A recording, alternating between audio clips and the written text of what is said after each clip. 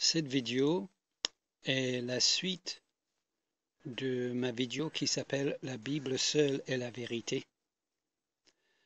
Donc, je vous conseille tout d'abord de regarder la vidéo La Bible seule est la vérité, et vous pouvez regarder aussi en même temps La Bible seule est la vérité et Épiménide. Parce que dans cette vidéo, je voudrais faire quelques clarifications par rapport à ma première vidéo, La Bible seule est la vérité, et je voudrais aussi réfuter deux objections. Je fais cette vidéo maintenant parce que la vidéo La Bible seule est la vérité a dépassé les 10 000 vues. Et c'est pour moi un grand sujet de satisfaction, d'autant plus qu'il y a un bon nombre d'avis positifs sur la vidéo.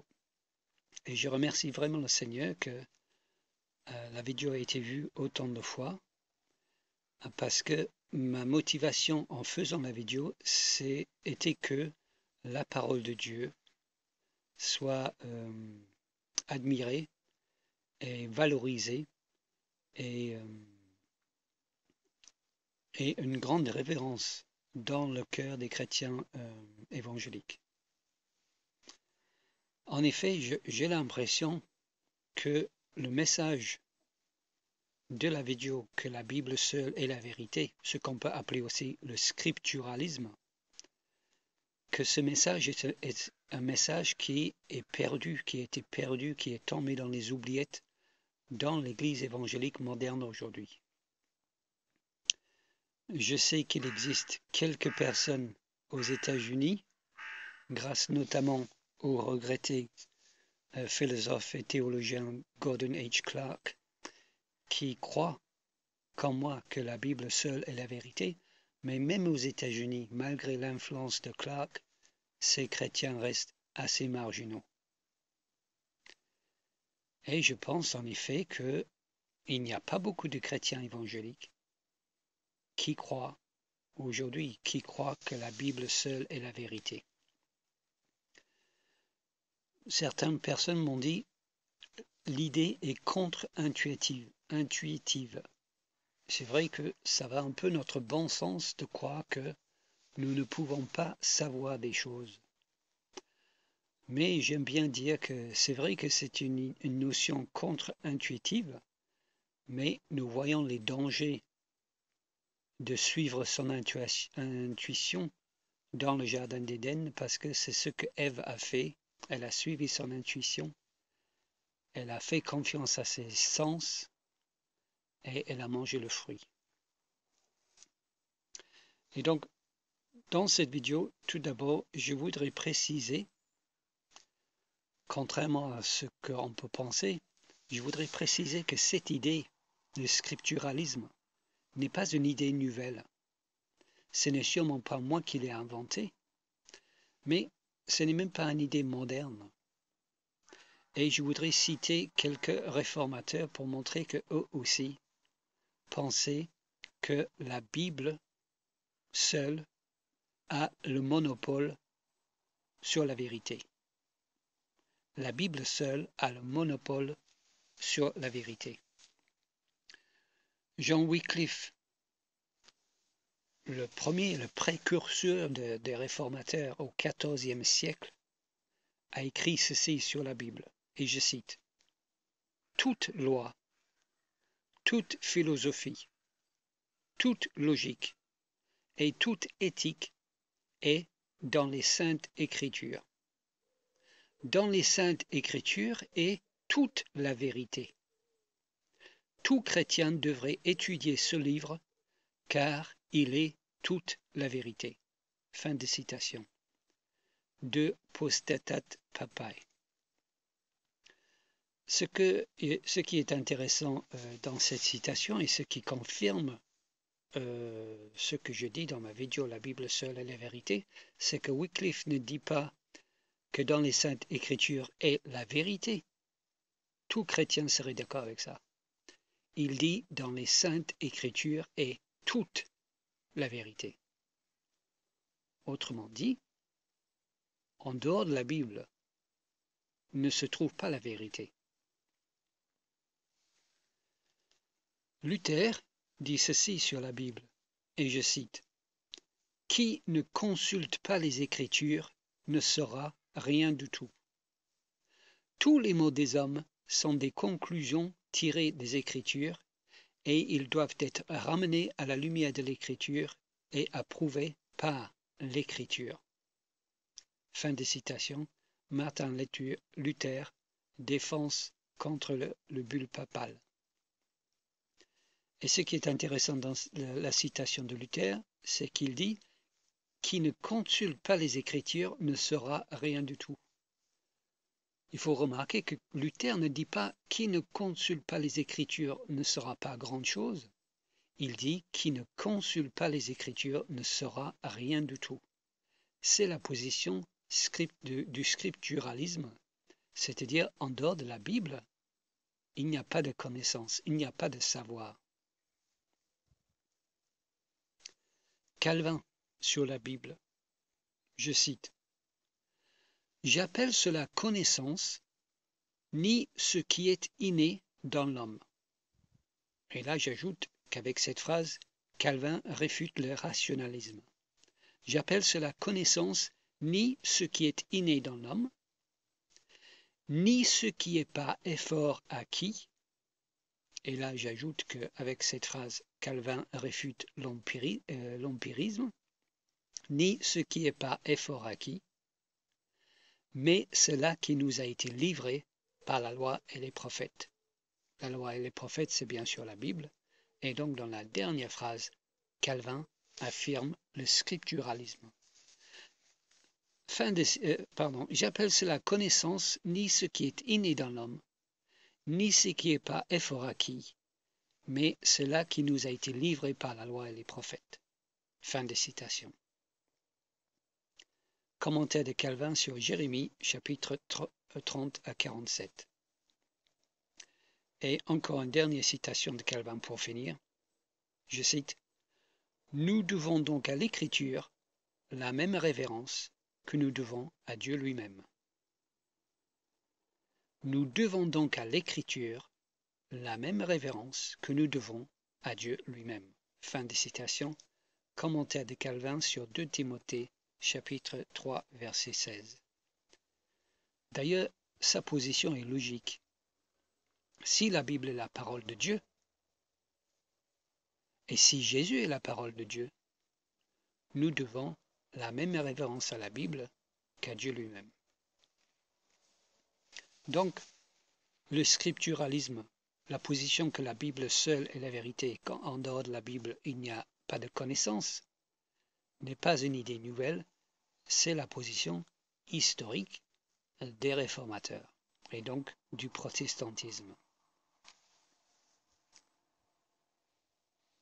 Ensuite, je voudrais préciser ma pensée pour que les choses soient très claires.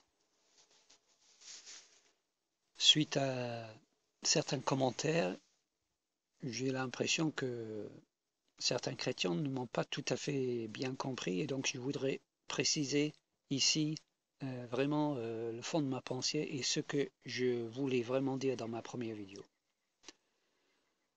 Quand je dis la Bible seule est la vérité, je définis la vérité comme ce que Dieu pense.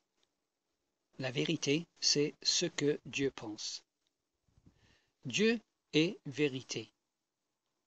Jésus est la vérité. Donc, les propositions que Dieu pense sont la vérité.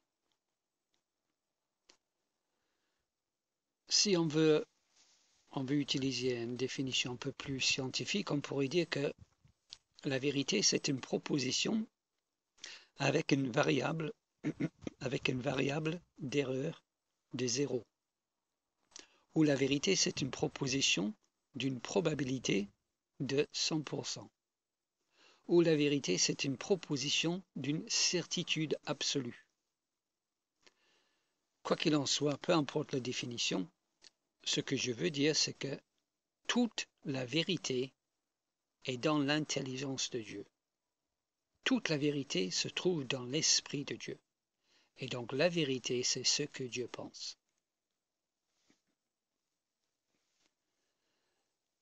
Par connaissance, j'entends la possession de la vérité. Qu'est-ce que je veux dire par cela? Je veux dire que quand nous avons de la connaissance, quand nous savons des choses, cela veut dire tout d'abord que nous pensons ce que Dieu pense. Nous pensons les mêmes pensées que Dieu. Mais pas seulement ça, pour que nous connaissions quelque chose, pour que nous sachions quelque chose, non seulement nous devons penser ce que Dieu pense, mais nous devons savoir que nous pensons ce que Dieu pense. Nous devons le savoir. Il est possible pour moi de penser ce que Dieu pense sans le savoir. À ce moment-là, je n'ai pas de connaissances sur ce sujet, parce que je ne sais pas que Dieu pense comme moi. Par exemple, prenons un exemple très concret. Je pense que je suis en train de m'enregistrer en ce moment pour préparer ma vidéo. Voilà ce que je pense moi. Et peut-être Dieu pense-t-il la même chose. Peut-être Dieu pense que je suis en train de m'enregistrer maintenant aussi. Sauf que cette information-là, je ne l'ai pas. Je ne sais pas ce que Dieu pense sur ma situation tout de suite. Donc, si quelqu'un me demande, si dans une conversation quelqu'un me dit « Est-ce que c'est la vérité que tu es en train de t'enregistrer maintenant ?» Je dirais « Oui, bien sûr, tu me vois, je suis là. » Mais si la personne me dit « Est-ce que tu pourrais avoir tort? Est-ce que tu pourrais te tromper ?» Je serai obligé de lui répondre « Oui, c'est possible. C'est possible que je me trompe. » Parce que je ne suis pas infaillible. Et donc, dans ce cas-là, ce que je veux dire, c'est que je n'ai pas de connaissance. Puisque je peux me tromper, c'est que je ne le sais pas. Si quelqu'un me dit, est-ce que tu es en train de t'enregistrer maintenant? Et je dis, oui, je le suis, mais je peux me tromper. Alors, c'est que je ne sais pas si je suis ou pas. Je n'ai pas de connaissance. Parce que la connaissance, c'est penser ce que Dieu pense et savoir que je pense ce que Dieu pense.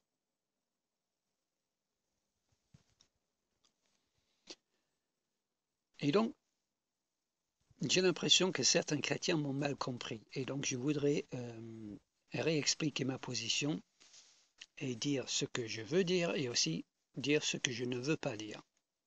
Parce que pour être clair, il faut affirmer et nier. Donc, quand je dis que la Bible seule est la vérité, et quand je dis que si ce n'est pas écrit dans la Bible, ou si une information ne vient pas de la Bible, ce n'est pas la vérité.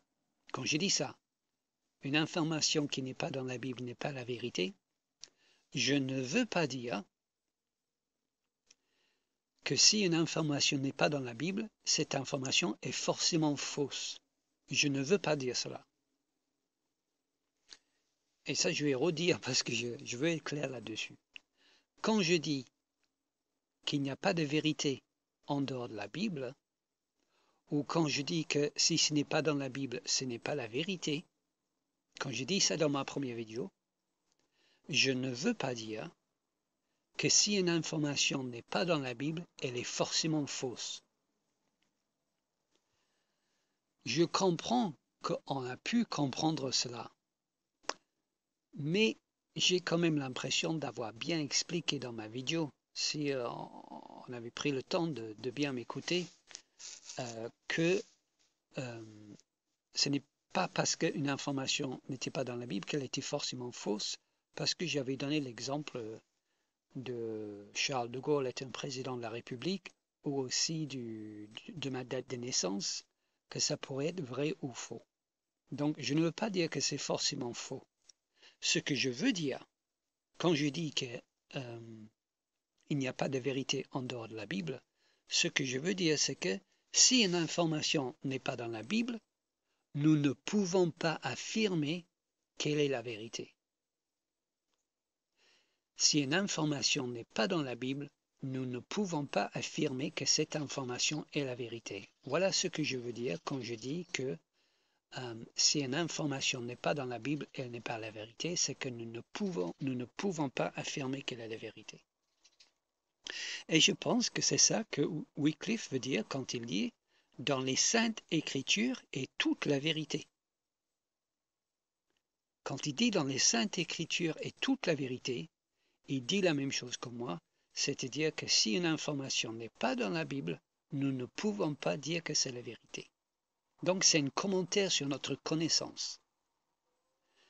Je ne pense pas que Wycliffe a voulu dire que toute information qui n'est pas dans la Bible est forcément fausse. Et en tout cas, ce n'est pas ce que je veux dire.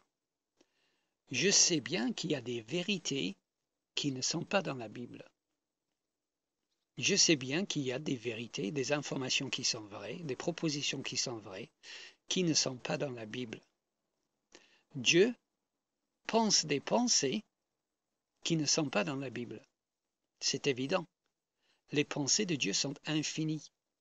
La Bible n'est pas infinie, loin de là. Donc Dieu pense des pensées qui ne sont pas dans la Bible. Et puisque j'ai défini la vérité comme étant ce que Dieu pense, il est évident qu'il y a des pensées que Dieu pense qui ne sont pas dans la Bible. Donc, il y a des vérités qui ne sont pas dans la Bible. Ces vérités-là nous sont cachées. Deutéronome chapitre 29, verset 29 explique clairement que Dieu nous cache cette information-là, tout ce qui n'est pas dans la Bible.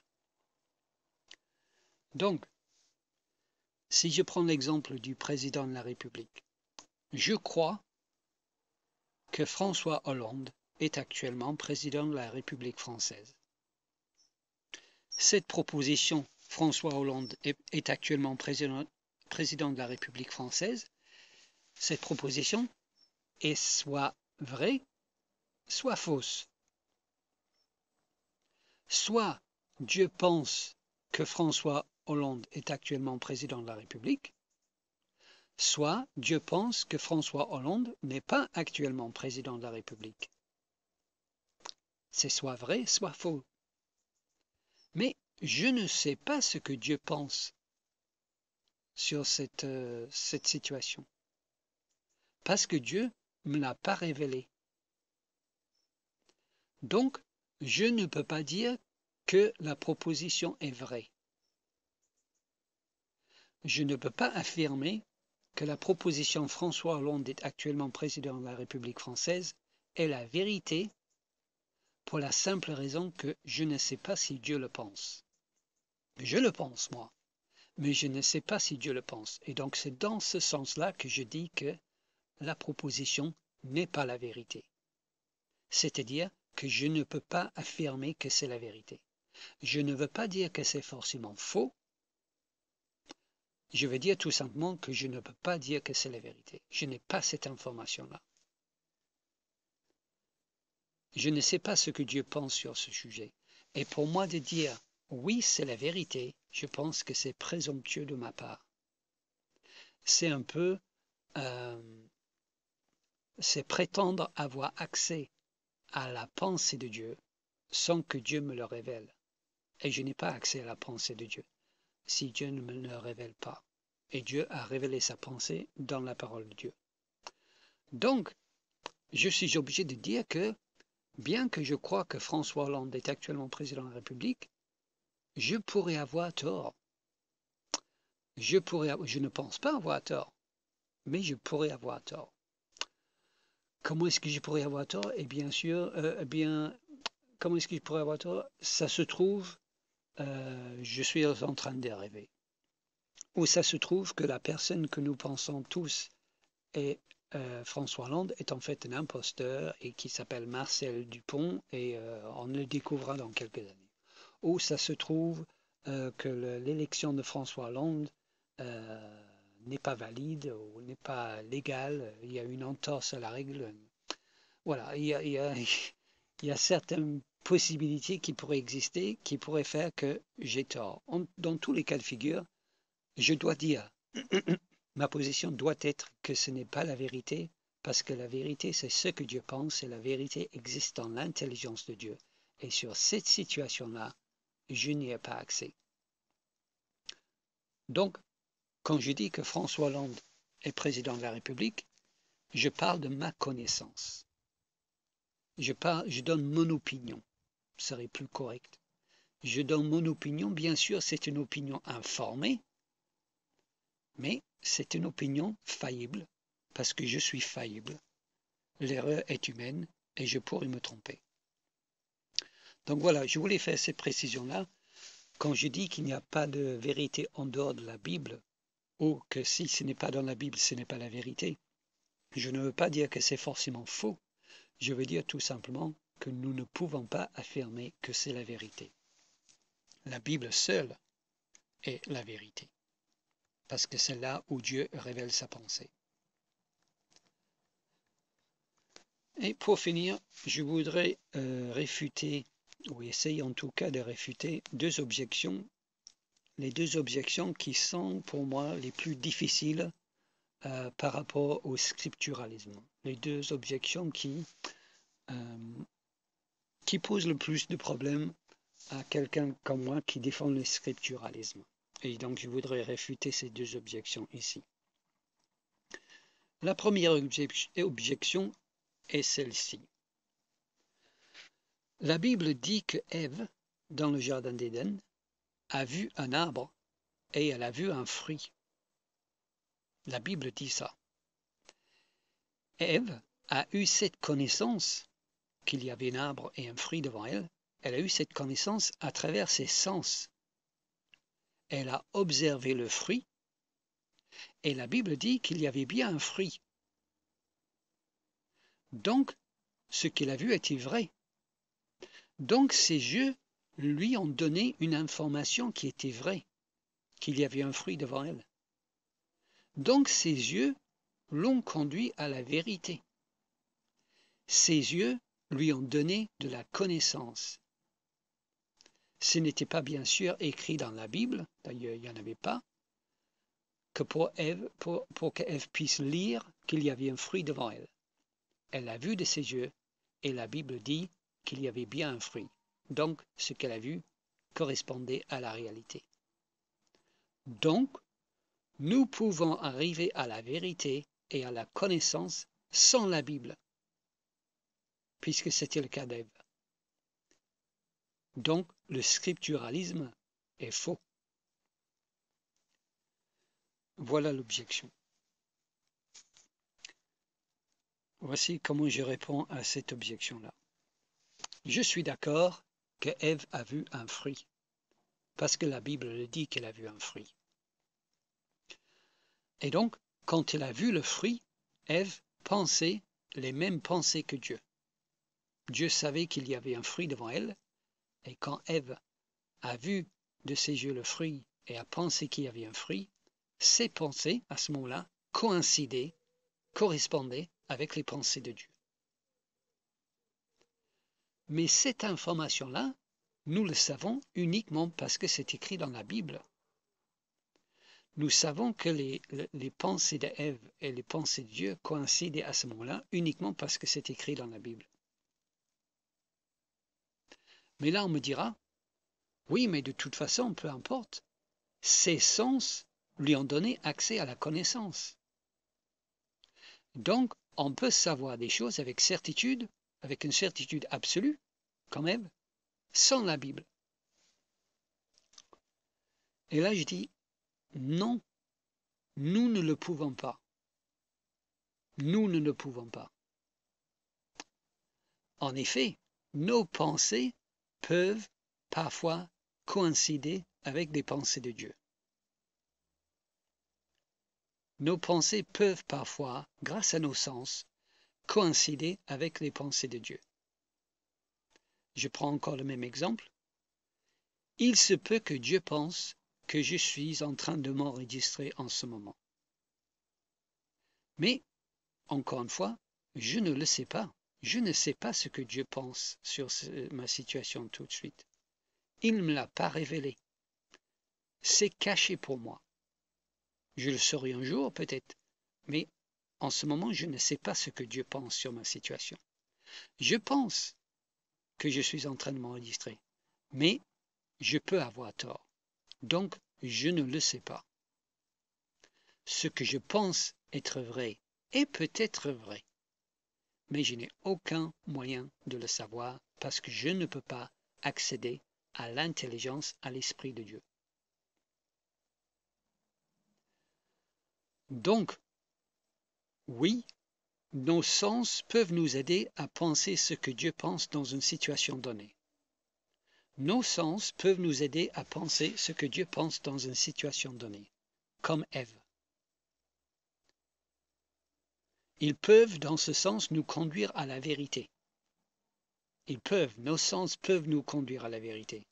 Et là, peut-être vous êtes en train, si vous êtes très attentif, vous êtes en train peut-être de dire, ben là, tu te contredis par rapport à ce que tu as dit dans ta première vidéo, la Bible seule est la vérité, où tu dis que nos sens ne peuvent pas nous conduire à la vérité. Et là, tu dis que nos sens peuvent nous conduire à la vérité. Oui, mais j'ai pas fini. Nos sens peuvent nous conduire à la vérité, mais nous ne pouvons jamais savoir quand cela est le cas. Nous ne pouvons jamais savoir quand nos sens nous conduisent à la vérité si Dieu ne nous le dit pas. Donc, nos sens peuvent nous conduire à la vérité, mais nos sens ne peuvent pas nous donner de la connaissance.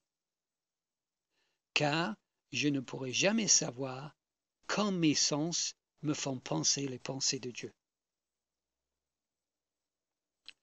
Et puisque mes sens ne peuvent pas me conduire à la connaissance, je ne peux pas savoir quand mes sens me conduisent à la vérité. Et donc, par exemple, un aveugle pourrait dessiner un beau visage humain. Mais il ne le saurait jamais, avec certitude, si quelqu'un d'autre ne lui dit pas. De même, Dieu doit nous le dire quand nous pensons comme lui, ou nous ne le saurons pas. Et donc, nos sens ne peuvent pas nous donner de la connaissance, parce que nous ne savons pas quand nous pensons les pensées de Dieu. Donc, je réponds à la question. Nos sens peuvent-ils nous conduire à la vérité? Oui, parfois, comme avec Ève. Oui, parfois, sauf que je ne le sais jamais quand c'est le cas. Je ne sais jamais quand c'est le cas. Nos sens peuvent-ils nous donner de la connaissance? Non, jamais. Jamais nos sens nous donnent de la connaissance, parce que je ne sais pas quand je pense la pensée de Dieu. Nos sens peuvent nous conduire à la vérité, mais nos sens ne peuvent pas nous conduire à la connaissance, parce que la connaissance, ce n'est pas simplement penser ce que Dieu pense, mais c'est aussi savoir que je pense ce que Dieu pense.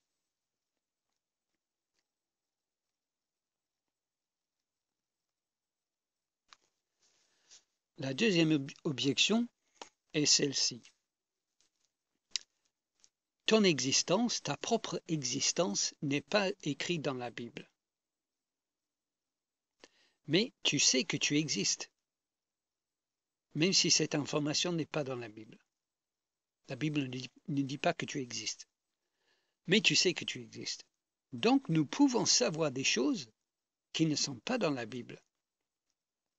Tu sais que tu existes, car si tu dis que tu n'existes pas, tu te réfutes. Car il faut exister pour pouvoir dire « je n'existe pas ». Donc c'est une position qui s'auto-réfute. Donc tu existes forcément. Donc tu sais que tu existes alors que ce n'est pas écrit dans la Bible. Donc tu peux savoir des choses sans que cela soit écrit dans la Bible. Donc le scripturalisme est faux. Voici ma réponse à cette objection. Il est vrai que je sais que j'existe. La Bible dit que tous les hommes savent que Dieu existe. La Bible dit que tous les hommes savent que Dieu existe. Romains chapitre 1. Et je sais que Dieu existe. Je sais que Dieu existe. Cette information, cette connaissance est en moi. Elle est dans mon cœur. Je sais que Dieu existe. Et je sais que Dieu existe. Je sais que je le sais, car la Bible dit que je le sais. Cette information vient de la Bible. Je sais que Dieu existe, car la Bible dit que je sais que Dieu existe. Or, je ne peux pas savoir quelque chose sans exister. Une personne qui n'existe pas ne peut pas savoir des choses, alors que la Bible dit que je sais des choses. Donc, j'existe. Une personne qui n'existe pas ne peut pas savoir des choses. La Bible dit que je sais des choses, donc j'existe. Je sais que j'existe car Dieu a mis en moi la connaissance de son existence. Je sais que j'existe car je sais que Dieu existe. Je sais que Dieu existe, donc j'existe. On peut résumer toute cette argumentation en une seule pensée. Non pas je pense donc je suis, mais je pense Dieu, donc je suis. Je pense Dieu, donc je suis.